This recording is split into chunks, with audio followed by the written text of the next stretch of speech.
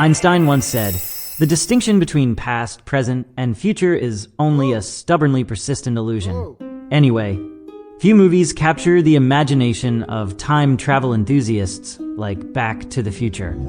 Directed by Robert Zemeckis and released in 1985, this classic is as much a cultural phenomenon as it is a treasure trove of time travel ideas. While Marty McFly's journey in a DeLorean to 1955 and back to the future of 1985 is entertaining, it also raises intriguing questions about the plausibility and mechanics of time travel. Let's break down the science, the fiction, and the fun behind the first installment. The Time Machine, the DeLorean. The iconic DeLorean time machine is the heart of the movie. Its sleek, futuristic design and the idea of harnessing plutonium for nuclear energy set the stage for the film's fantastical, yet semi-grounded approach to time travel. But Doc Brown's choice of a DeLorean is somewhat ironic, because if you crash it, you might time travel straight to the afterlife. Plausibility of the time machine. The DeLorean relies on the flux capacitor, a fictional device that enables time travel when combined with 1.21 gigawatts of power. While the flux capacitor is pure fantasy, the concept of needing immense energy to bend time and space has some basis in real physics. Theoretical frameworks like Einstein's general relativity suggest that enormous energy could, in theory, warp space-time. However, using plutonium to generate such energy would more likely lead to catastrophic radiation poisoning than time travel. Fun fact, Doc Brown stole plutonium from Libyan terrorists, and somehow that's not even in the top 5 most insane things he did. Creative liberty. The choice of a DeLorean, a car known more for its quirks than performance, was brilliant from a storytelling perspective. Its stainless steel body and gull-wing doors lend a futuristic aura, and the 88 miles per hour speed requirement adds dramatic tension. But let's be clear, the car's build wouldn't impact its ability to traverse time. The speed element is purely cinematic and has no grounding in physics. The butterfly effect. Changing the past.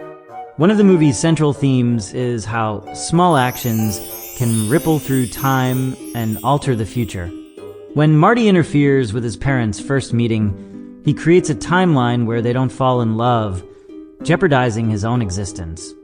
This idea ties into the butterfly effect, a concept from chaos theory, suggesting that small changes in initial conditions can lead to vastly different outcomes. Worst thing though, his own mother starts liking him in the wrong way. So, you could argue that Marty's biggest problem wasn't time travel, it was almost getting stuck in an Alabama-themed timeline. If you catch my drift, you know, Banjo's family ties that are, well, how realistic is it?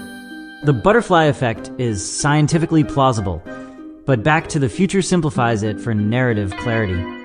In reality, altering a single event could trigger countless unpredictable outcomes, not just a singular linear change like Marty fading out of existence. The movie also assumes a single, mutable timeline rather than branching timelines, which is a common debate in time travel theories. What they got wrong: immediate fading effect. Marty's hand begins to disappear as his parents drift apart. While visually effective, this depiction of time alteration is unlikely. Changes to the timeline wouldn't manifest physically in real time, as Marty still exists in the timeline where he was born. Memory and continuity. If the timeline changes, Marty's memory should have been affected by the new reality of his parents' lives. However, he retains all memories of his original timeline, which is inconsistent with how timeline alterations might logically work. Okay. Paradoxes and problems. The grandfather paradox. A major issue in Back to the Future is how it brushes against, but avoids the grandfather paradox. The idea that if you went back in time and prevented your grandfather from meeting your grandmother, you would cease to exist. Marty nearly erases himself by interfering with his parents' relationship. But the movie sidesteps deeper questions like how he could interact with a timeline that might negate his existence. The bootstrap paradox. The movie subtly flirts with the bootstrap paradox through Marty's introduction of Johnny Be Good.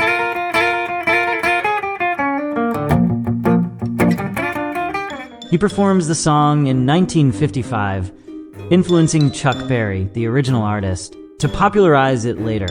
This creates a circular causality loop. Who originally wrote the song if Marty introduced it to the past? Holy cow. Talk about tangled copyright issues, bloopers, and plot holes. 1. Doc's warning note. In 1955, Marty writes a note to Doc, warning him about his assassination in 1985.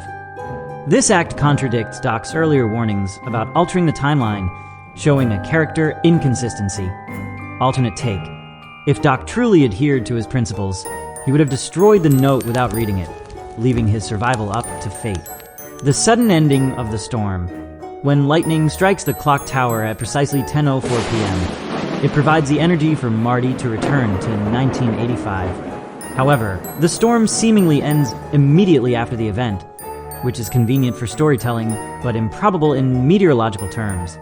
George and Lorraine's memory.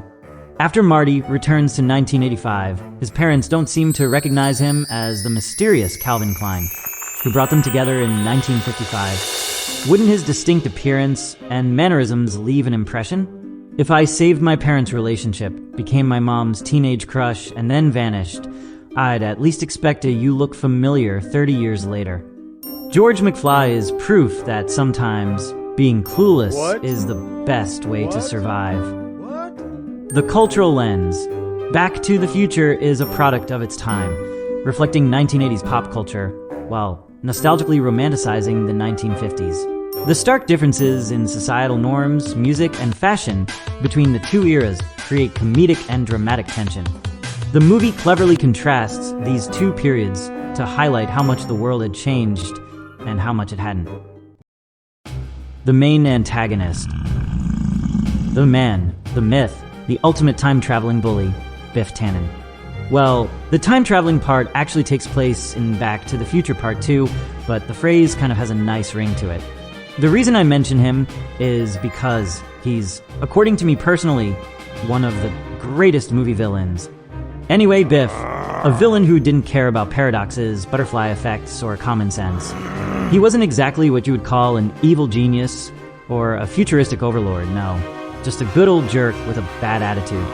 We all know those. Biff's favorite insult was butthead, butthead, butthead, buttheads. And he would knock on people's heads and ask, "Hello? Hello? Anybody home?" To quote some random guy on the net. His dickishness is the stuff of legend, but it gets right about time travel. Cultural immersion.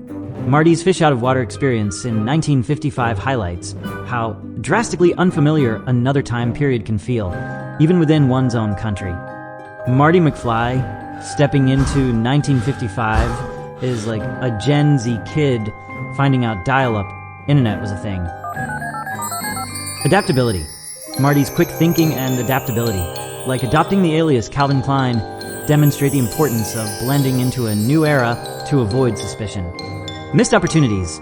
The movie could have explored the ethical implications of altering history, such as Marty improving his family's financial situation by changing his parents' behavior. This raises questions about the morality of playing God with time. Why it works. 1. Relatable stakes. Marty's motivation to save his family resonates universally.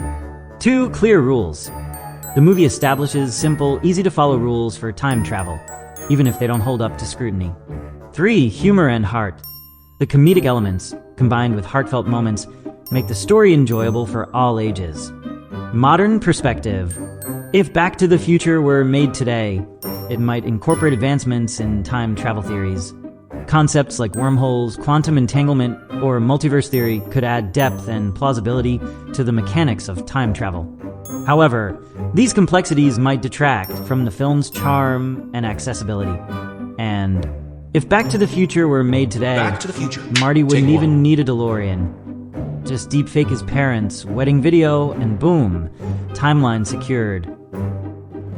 And some final words. Back to the Future remains an iconic exploration of time travel. Not because it gets the science right, but because it uses time travel as a lens to examine human relationships and choices. While its depiction of time travel is more fantasy than science, its impact on pop culture and the genre of time travel storytelling is immeasurable. Would Marty McFly's adventure hold up in a physics class? Probably not. But as an imaginative journey through time, it's an absolute triumph. And that's the true magic of time travel, not just bending the rules, but breaking them entirely. It's the ultimate what if, the greatest why not, and the one impossible dream that refuses to stay impossible. Because in the end, time isn't just something we move through. It's something that moves through us. Subscribe now and let's push this channel to 88 miles per hour. Hit the like button, consider it your ticket to the future.